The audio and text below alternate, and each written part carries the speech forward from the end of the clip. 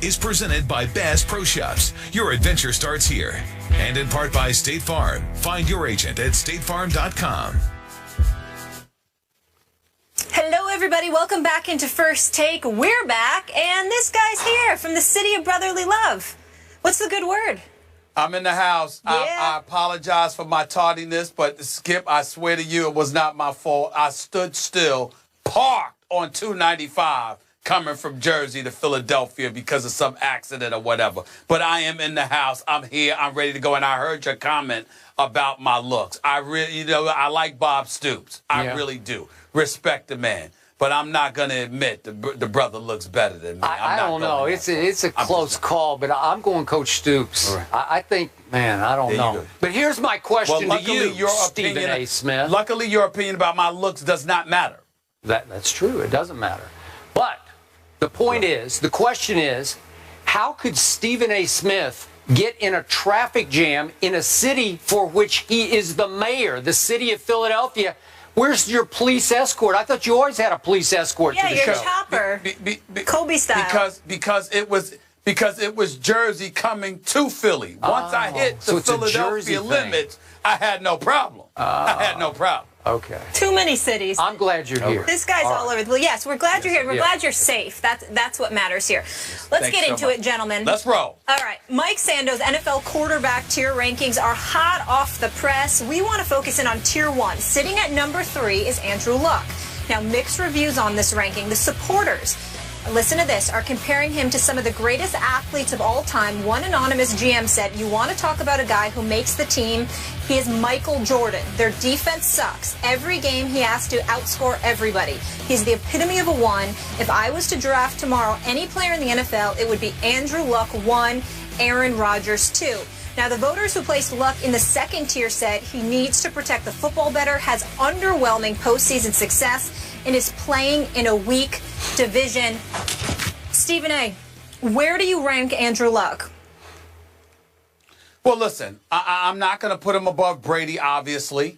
I'm certainly not going to put him against that bad man, Aaron Rodgers. I think he's a step below that, but I think he's tugging away at number 3. I think age and attrition have kicked in with the great Peyton Manning. As great as I think Drew Brees is, I think that he's prone to mistakes just like Andrew Luck has been. The difference is he's been in the league considerably longer, so there's less of an excuse for it as opposed to Andrew Luck. In 3 seasons that Andrew Luck has been in this league, last year, he led the league with 40 touchdown passes. Now, he was responsible for 22 of their 31 takeaways, and that certainly is not impressive. But the Colts still averaged 28.6 points per game, if I remember correctly, which was like 6th in the entire NFL. When you consider the fact that he's responsible for 22 of their 31 takeaways, imagine what they could have done if those takeaways didn't take place. But it's primarily due to the 100 sacks he's received over the last 3 years because the Indianapolis Colts have been ill-equipped to protect him. So he's been basically on suicide watch behind that offensive line, dropping back to pass with little to no protection whatsoever, still winning division titles, still getting them to the playoffs, and every single year they've progressed. They went to the wild card the first year. They won a divisional playoff game the next year. They went to the AFC Championship game last year. And these are his first 3 years in the league. So I look at it, all of that I look at. I look at his body of work, but I also look at his physicality, those tree trunks for legs that he has, the durability that he's been able to exude, and I combine that particularly with the offense that he's going to have in place now. The addition of Frank Gore, the addition of Andre Johnson, joining a T.Y. Hilton, joining a Kobe Fleener, Dwayne Allen, and those boys. I like what I'm seeing. I think the sky's the limit for him. And you know from day one, Skip, I've always been more about Andrew Luck than I have been about RG3. And obviously at this particular moment in time, I look absolutely prophetic. Clearly has something to do with RG3's health because his rookie year, he was big time, and we know that he got hurt. But in the end, you look at Andrew Luck. Don't talk to me about this brother not being big time. He's big time. So was RG3 as a rookie. And we're going to get to that in just a moment here. But just for the record, RG3, the guy I liked going into that draft, outplayed Andrew Luck when they were both rookies. Now, back to your issue here. You and I have gone back and forth about this for about 3 years. I have never said Andrew Luck would be a bust. I've only said that I resent, that I am skeptical of the premature coronation of Andrew Luck. It seems like everybody has whisked him into a first ballot Hall of Fame status before he has proven it on the football field when it matters most in the postseason. And I appreciated the fact, I was shocked by the fact that 5 of the NFL people interviewed by Mike Sando for these rankings, not 2 or 3, 5 said, hold the phone, stop the presses. Andrew Luck is not a top-tier quarterback, not yet. They call him a 1. He's not a 1 just yet. 5 people interviewed by Sando said he's a 2. And a quick quote from one of them, it's almost like we're giving him the benefit of the doubt already. That's what I keep trying to tell you. I just need him to back it up. I don't doubt that he can. But let me finish. He is now 3-3. Is Andrew Luck 3-3 in the postseason? And the last playoff game we saw him play, obviously in Foxborough, most of the attention focused on the Deflategate team, the home team, the Patriots, who obviously went on to win the Super Bowl. It was a complete wipeout for Andrew Luck's team.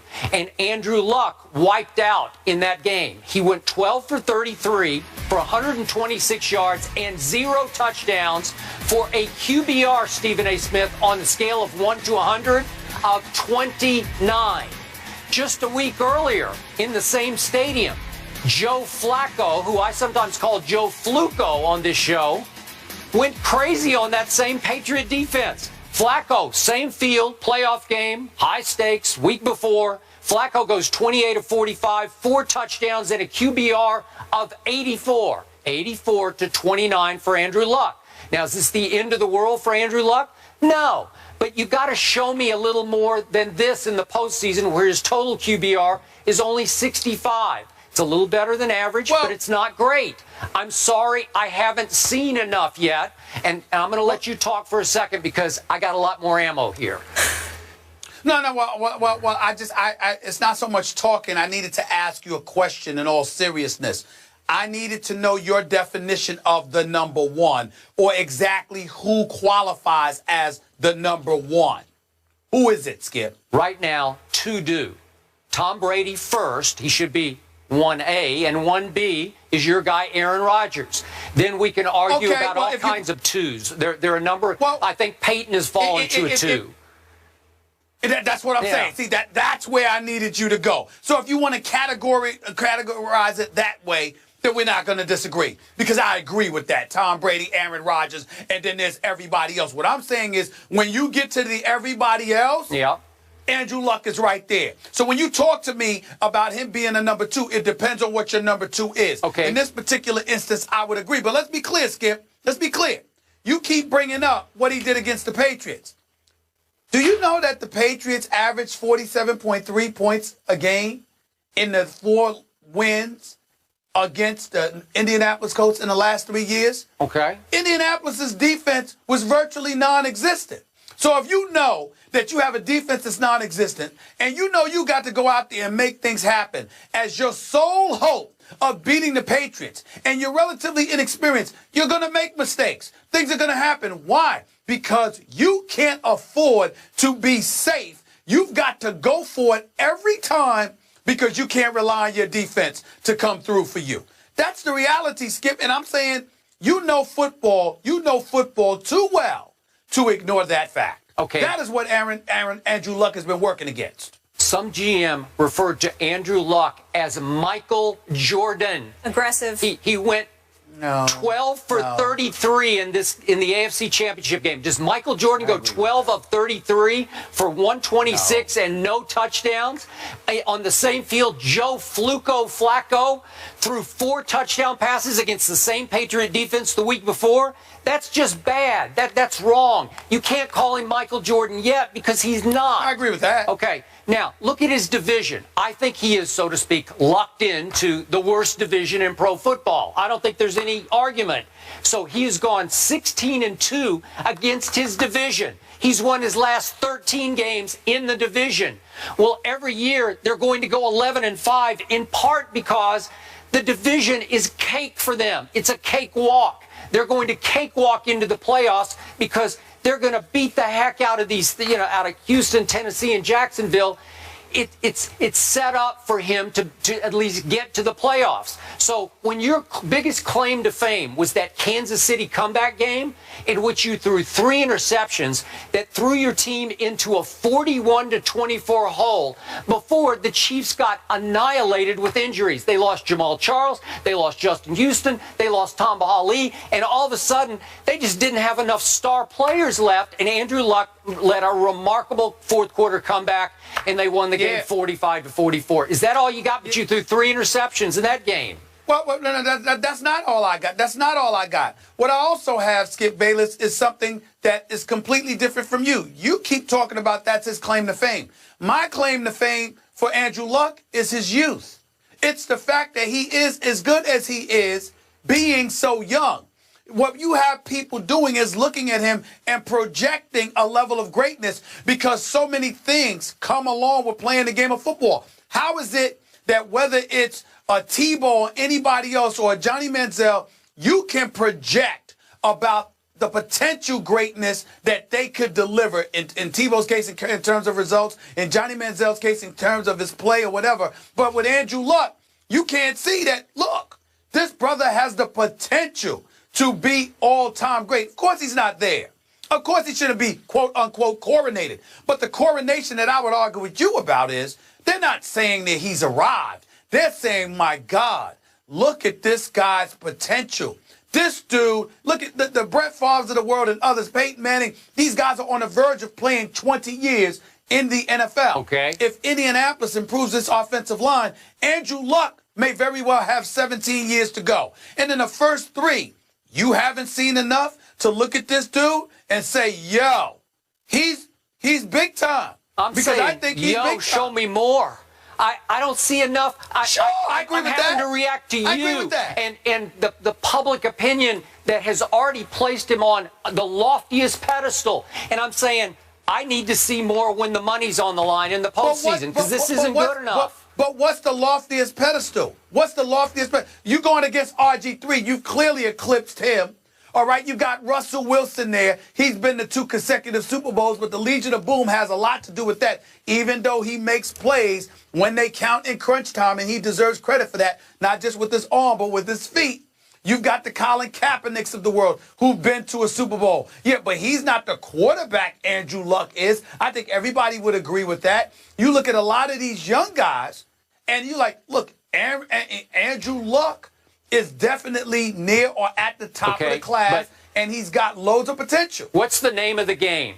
Don't turn the football over. You already mentioned it. Thank you very much. He turns the ball over way too much. It started in his rookie year, and I didn't harp on the fact he had the 2nd most combined turnovers as a rookie in the National Football League. Peyton had a miserable rookie year. He led the NFL in interceptions, so I'm good with that, but he still turns the ball over way too much. That's got to get cleaned up. And when it comes time, you're going to have to perform at a higher level to be Michael Jordan. I'm just reacting to people. I totally agree with that. Hey, he is a cinch Hall of Famer in most people's eyes already. And I'm just a little skeptical. He's a cinch Hall of Famer. He's a cinch Hall of Famer because of what we believe he is going to do. There is nothing Hall of Fame about his numbers yet. It's good, but it's not great. But we believe what he's going to do because we see what he's working with, we see what he's working against, combined with his youth. Look at what he's done. There isn't a franchise in the NFL that if you ask them, could they take a young quarterback, would not want Andrew Luck. Okay, fine. Not one of them. I get it. I just need to see more because all I know for a fact, last year, Tony Romo had a better year than Andrew Luck. And you've laughed at Tony Romo for years on this show. That's a fact. Why? He was just bad. Why? Because you always say he's an accident waiting to happen, and he wasn't last year. Are you ready for this, Skip? Are you ready for this, Skip? In Andrew Luck's 3 years, he already has more playoff victories than Tony Romo in his entire career. Okay. Is that not a fact? But Tony Romo doesn't get to play Jacksonville and Tennessee and Houston every year. No, I said playoffs. I Yeah, said I know. playoffs. I said playoffs. I ain't talking regular season. I said playoffs. He already has more playoff victories than Tony Romo in Tony Romo's career. Why shouldn't I laugh at Tony Romo? Tony Romo, lucky I'm not giggling every day. You couldn't laugh at him last playoff year. All right, that's fine. Yeah. What about the other 8? What about the other 8 years? They don't count. Thank you. All right, we talk about They count to me. Yeah. a weak division being in his favor. I also want to point out that they have the easiest strength of schedule. Only the Falcons have an easier That strength is of schedule true. this year That's a than good the Colts. point. So that I is should have also- brought that up, Stephen A. You know We're what, teaming up Molly? You know what, against Molly? you here, Thank you. If you were here- You're just trying to help Skip. Yeah. Is that what it is? Yeah. Skip need help. Skip need Molly to come to the rescue. Yeah. Da-da-da-da-da-da. Way to go, Molly. You coming to your aid? He plucked me right out of She's NFL Network. Batman Yep, now? that's exactly what Yeah. happened. Come on now. If you were here. Or whatever. Yeah. All right. All right, let's zone in on another player from Mike Sando's quarterback rankings on ESPN.com. Now, remember, GMs, coaches, and other NFL personnel are pulled for these rankings. Robert Griffin III, a number 2 overall pick, is ranked number 28. One offensive coach said he is done.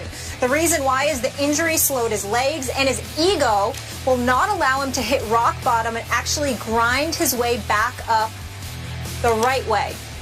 Harsh words. RG3 is done. Done. Skip, do you agree? Stephen A., obviously, I do not agree. I remain a big RG3 fan. I maintain high hopes for his career to get back on not just track, but back on rookie year track. We just talked about it. RG3 was the rookie of the year, offensive rookie of the year. RG3 threw 20 touchdown passes his rookie year to only 5 interceptions. RG3 led his team, coached by a coach who initially didn't want RG3 in the draft. He led that team with Mike Shanahan to the NFC East crown and to a home playoff game, and I've mentioned it many times, against the Seattle Seahawks, in which RG3 led the team to a 14-0 lead before he once again aggravated a knee injury that turned into a disaster later in the game. Does he need to get over himself? Yes. Does he need to get over the branding of RG3? You better believe he does. But one of the GMs quoted here anonymously did say that he showed his rookie year that he could be a 1, meaning top tier, where only Brady and Aaron Rodgers reside right now. He is a young guy. I'm going to give him the benefit of the doubt because of that. So am I. His legs have been battered, but I'm told somewhat by our Ryan Clark, who obviously was a teammate of RG3's in Washington last year. Ryan thinks that Robert is going to get 100% healthy. Robert's going to have to come off his high horse about, I can be the next Peyton Manning from the pocket, because he cannot. But combined with a few read option runs, just an occasional 8-yard bolt and slide, which he has not yet learned to do, at least to my knowledge at this moment, if he'll learn to run for a few yards and slide to keep the defense off balance, I think he could be a 1 again. So I'm going to vehemently disagree with the notion that he is DONE. Well, I agree with you. I don't think that he's done. But Skip Bayless, he's 5-15 in his last 20 starts. He's been incredibly average. I know that you're leaning on the 68% completion percentage that he had last season. But Skip, I'm just going through the eye test here, and I will openly confess to you that as much as I watched him, as much as I have, loved ones who love themselves, some Washington Redskins and what have you, I will lean on you in this regard. Work with me here. The eye test that you and I periodically lean on. Yep. Going through the eye test, didn't you see an RG3 look considerably conservative and safe last season? Yes. Because that's what I saw. Well, that would explain the 68% completion percentage. Yeah. Which, to me, when you've got Pierre Garçon and Jordan Reed and Deshaun Jackson with Alfred Morris behind the backfield, what the hell you doing being safe for? You know why you would be safe? Because the confidence that you're supposed to have in your skill set may not necessarily be there. Yeah. So to me, even though I do not believe he is done, I do believe whether or not he's done will be answered this season. If RG3 with the weapons that they have in the nation's capital, doesn't show up to play this year, I think he's done in D.C. Yeah. I think he'll harbor second-tier status for the rest of his career. And the brand that is RG3 will be no more. He'll simply be Robert Griffin. Okay. That's what he will be. That's what it comes down to me. Is it fair to give him one last benefit of the doubt because his new coach last year, Jay Gruden, was shockingly critical of RG3 publicly? It started to feel like that Jay Gruden had jumped off the RG3 bandwagon that he was supposed to drive back onto track last year. Didn't it feel that way? Well, Kirk Cousins got starts. Colt McCoy got a start. Okay. There ain't no feeling. It was a fact. That was a fact. Okay. So shouldn't we give RG3 at least a little break that he keeps falling into a rough situation with his head coach? Is that all his fault? No. No. Do you know why, Skip?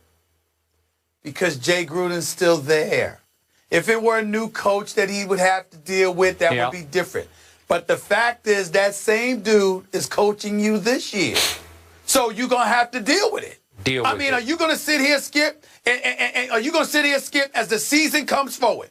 Are we going to sit here on this set? And when the subject of the Redskins come up, if RG3 plays like garbage, are we going to sit here and go like this? Well, you know Jay Gruden's his coach. Yeah. No, we're not. No. We're going to sit there and go like this. You got to find a way to get it done. Because I got to tell you, Skip, the nation's capital, they're disgusted with him. I agree. They're disgusted with him from the perspective of they're tired of reasons and excuses and scenarios. They want to win football games. They want their Sundays to matter in November and December. They don't want to hear about Jay Gruden and all of that stuff about RG3's performance. They expect RG3 to step up and get it done. I agree with you. I'm sure a lot of those fans, a lot of your relatives are already done with RG3. But remember, I guess it was the owner, Dan Snyder, or the GM, Bruce Allen, or a combination thereof. They did pick up his option, which was a little surprising to both of us. I thought they were going to just ship him right on out and try to start fresh. And I was happy that Robert might get a fresh start elsewhere. But now, this is it for him.